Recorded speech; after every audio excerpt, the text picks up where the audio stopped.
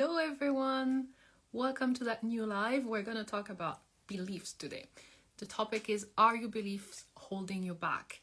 We were discussing with Susanne a couple of days ago about that topic of beliefs. How is it helping us move forward?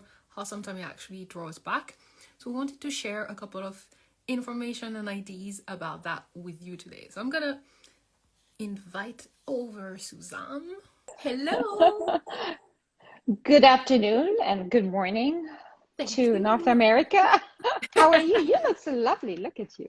Well, I was thinking it's spring, Yeah, so let's ditch yeah. the sweater. I'm inside anyway, Okay, because let's one do of my it. colleagues got COVID, so we all decided to stay in house.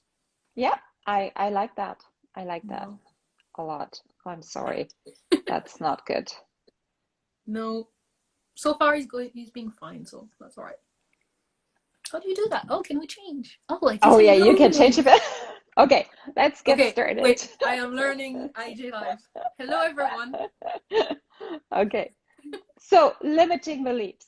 Let's talk Limiting about beliefs. that. Yeah, Yes.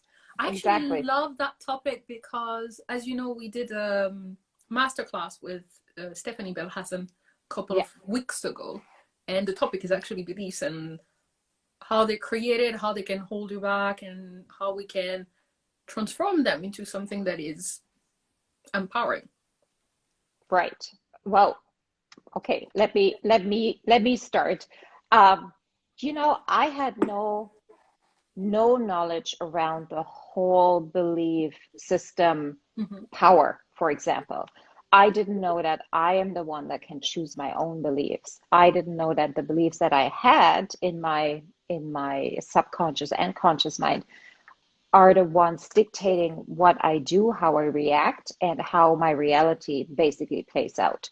Because I was always blaming everybody else around me Mm-hmm. for what I experienced, and I didn't know. So, awareness, I would say, is the very, very first step towards understanding how powerful our beliefs are, our mind is, how powerful we are.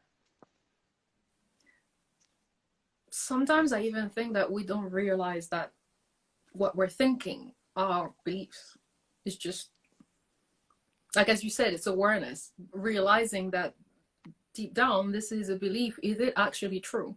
Or are you making it up? Where does it Exactly. come from? And I think Where that's does probably interesting for people to understand.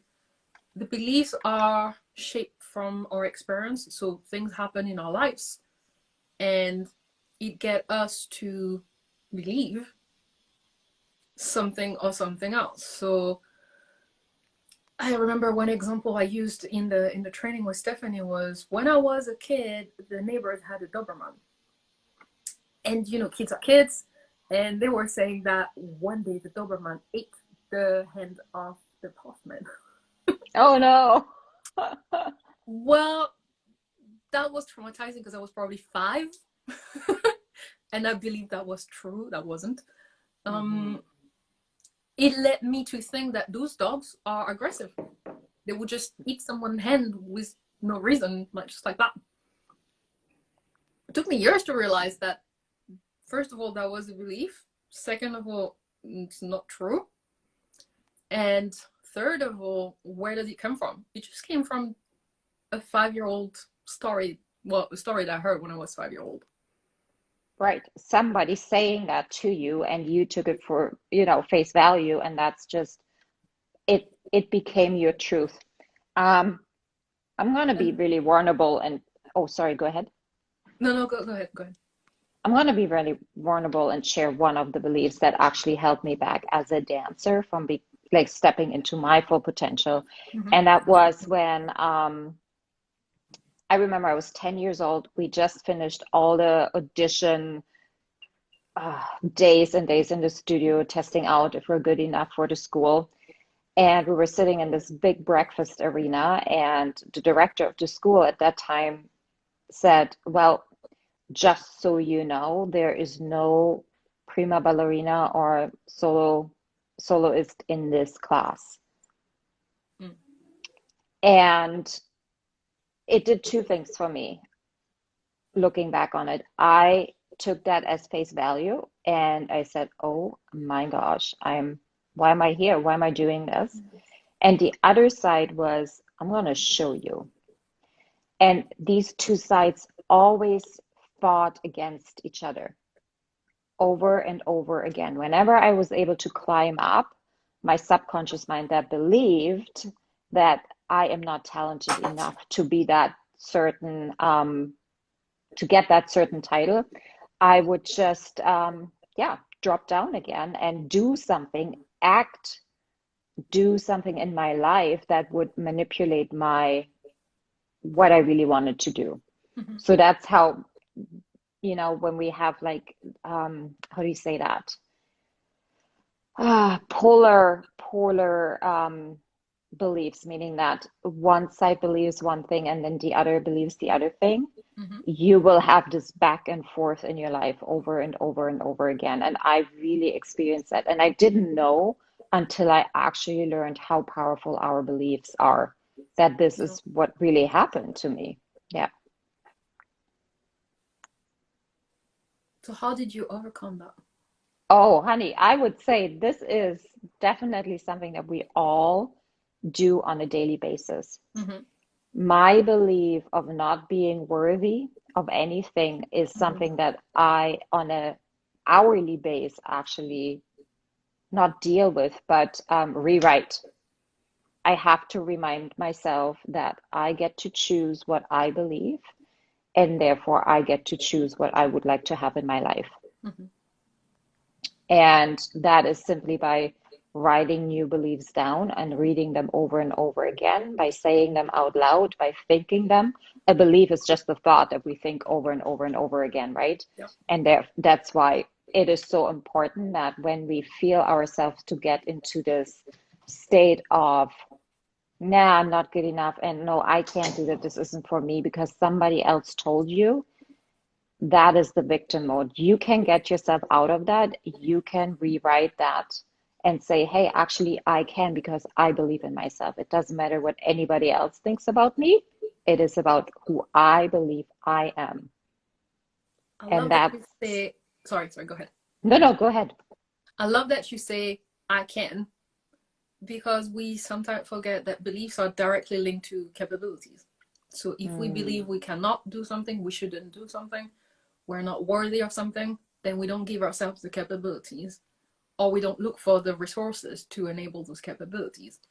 Once we understand the link between beliefs and capabilities, it actually unleashes a lot of additional potential. I remember when I was training to be a coach, we worked a lot on belief at the capability level, because it's really hard to get someone to suddenly believe something different. But if they see that they're actually capable of doing the thing that they believe they're not. So for example, in case of dancer, when we're young, we tend to put ourselves in a box of, I'm not a turner, I'm not a jumper. But slowly, when you start to realize that, well, actually, petit allegro, you do very well. So are you not a jumper? Or is it maybe there's something in the technique of the grand allegro that you're missing? And then the beliefs start to change and start to be more specific. And then because it's more specific, it becomes actionable. Beautifully put, yeah. I actually was a result of that kind of belief that has been fed to me in school. Mm-hmm. I was just capable to jump a little higher than everybody else in the class. Okay, so therefore I heard over and over again, you're a good jumper. And therefore I believed that I was a good jumper. And therefore I had more confidence in myself when it came to jumps. And therefore I not tried more of it, but I actually tried other things around jumping as well. That opened up to, okay, if I'm a great jumper, then that means I could do man jumps as a woman, for example. I mean, which woman back in the 90s, early 2000s could do a double some tour? Oh my gosh, it's not gonna come out, guys. It's double assembly or double sur de basque, I was that woman. Yeah. yeah, but then they told me, your feet are bad. So I would always hide my feet, for example. Oh, It's what comes at us, it is our choice whether we're taking it in and believing it, or if we're refusing it and saying, you know what, that may be what you think it is, but for me, I want to be a jumper or mhm. I want to be a turner, and therefore I believe it, and therefore I am going to act as if. I would actually suggest to go one step further, Okay, to go. Yeah. change the I am a good jumper to something that is not referring to you as a person. Okay. So something more along the line that I understand the technique required for a jump better. I Mm, master that technique. Mm, looking for the right verb, but yeah, I master that technique. Something that doesn't define me as a person. I am not right. a jumper or a turner, etc. But I action related to the Yes. jump. Yes. Very well put. Thank you. Yes. So let's get this together and sum this up. If people, yes, it's like 15 minutes, girl. Um, I told you 15 minutes if we was a are in challenge. the if we're in the state that we or you have figured out that, hey, maybe there are some beliefs in my life that are actually holding me back, and I'm I'm saying this because at 41 I realized that the beliefs I had in my 20s or when I started my career as a ballet dancer was exactly the reason why I never made it, and I'm putting made into air quotes.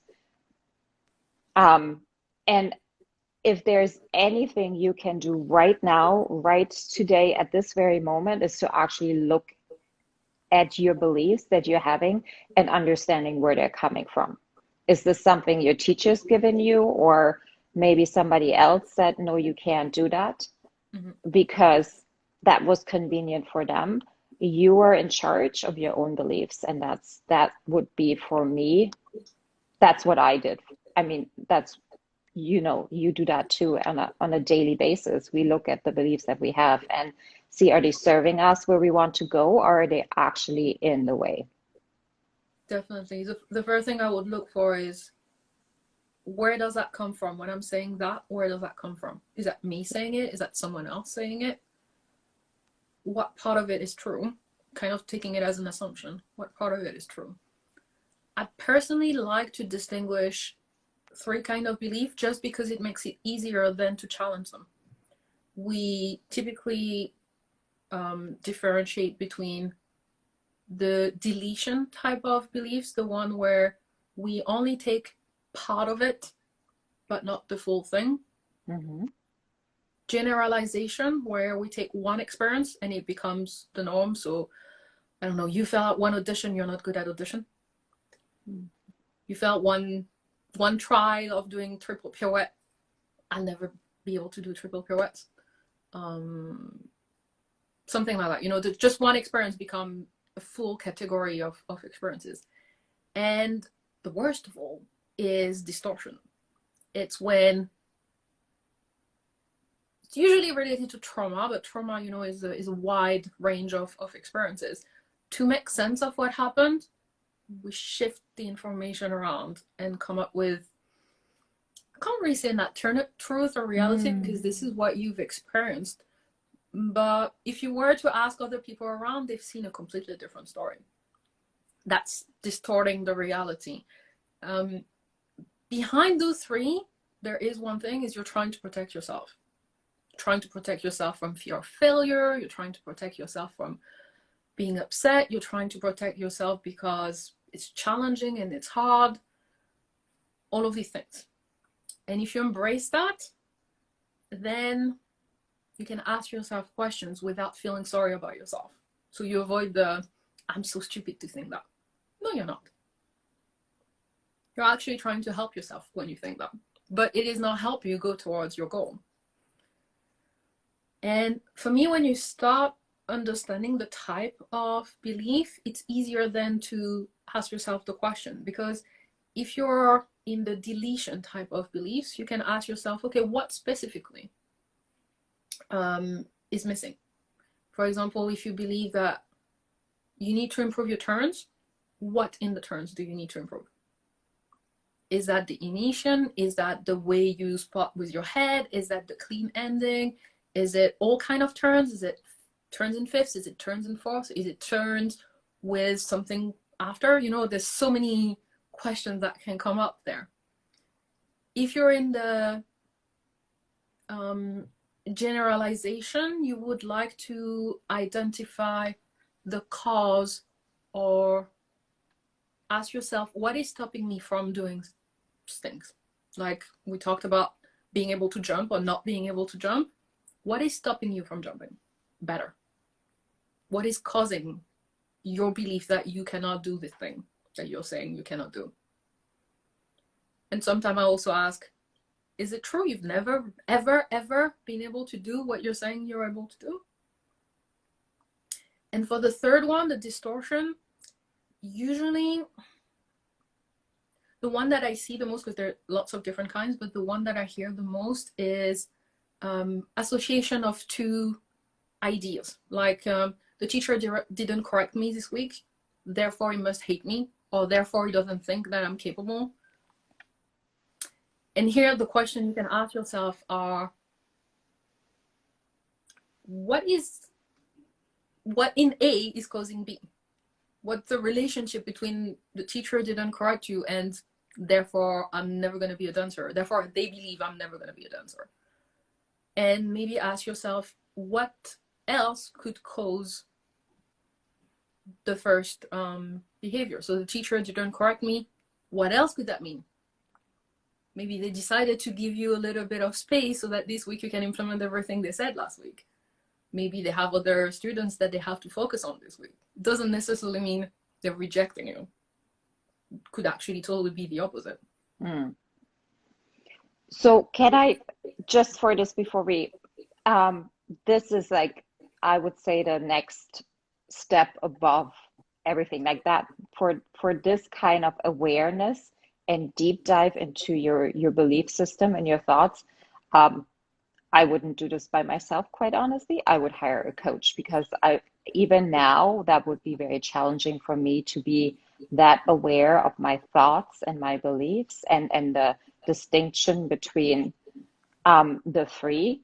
So, right, like, wow, I would hire a coach for that, to help you through this, kind of like, if you're at that point to well, make all of these little distinctions between where your beliefs come from, what kind of a belief is it, and so on. Would you agree? I would definitely agree. I mean, I think I never understood how valuable a coach can be until I understood how much there is behind all of that, but also how much they can help you. Because, you know, like everyone, I always thought, well, it's too expensive, but sometimes when we've lived the life that you and I have lived, you're thinking, yeah, but if it takes you 5 years to get to cope with all of this and move forward, then maybe that was a good investment. If it takes actually a month or 2 months to work with a coach and get over that, instead of, I don't know, 5 years. Yeah, 5 years or whatever time, because it really depends on the situation and the person. No, yours just Especially said when it yes. comes to beliefs, because as you mentioned, the deepest belief, the one that really holding us back, come from childhood usually. And we forget, we don't really realize they're there.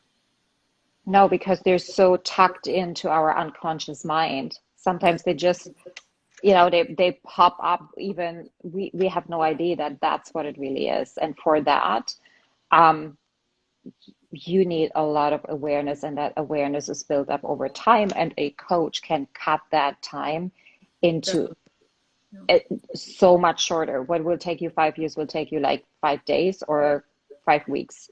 And that's how drastic it is. You notice, I notice, Naira knows it. Everybody that is in a coaching program knows exactly what we're talking about. Okay. Go shed your limiting beliefs. They're just Go shut it. definite. Yeah, they just hold you back. And if there's one book, I just have them right here. Hang on. Tour of my yard in my house. Where did it go? This is definitely one of my favorite books. It's called The Big Leap by Gay Henrik. Okay. Um, it's it's all about conquering your hidden fears and taking life to the next level. He talks a lot about beliefs and breaking through the glass ceiling and all of the things that we believe are ours, but are really truly not. And so The Big Leap by, can you repeat the name of the author, please? Yeah, it's Gay Hendrick. Gay Hendrick. Wow. Recommendation, book of the month. Yeah, book of the month, the book of the year, I would say. Yeah. Okay. Amazing. I'm Yeah. gonna go and buy it right now, you know me. Yeah. We can read it together. All right, everybody. I'm on your IG. You're the boss. You go ahead. Well, Sorry. you know, it's a share. Join my house. You're my guest. My house is your Bless you. house. Well, we will see you all together again tomorrow. Tomorrow, yes. What's this Tomorrow. topic for tomorrow? It's about money and how to make more and where to get the funding for when you need it. I love this topic. Oh, Can't wait for tomorrow. okay. I'll see you then. Well, I'll see you in a second, but I'll see you then. Thank you, Bye, everyone, guys. for joining. Thanks for joining. Bye bye.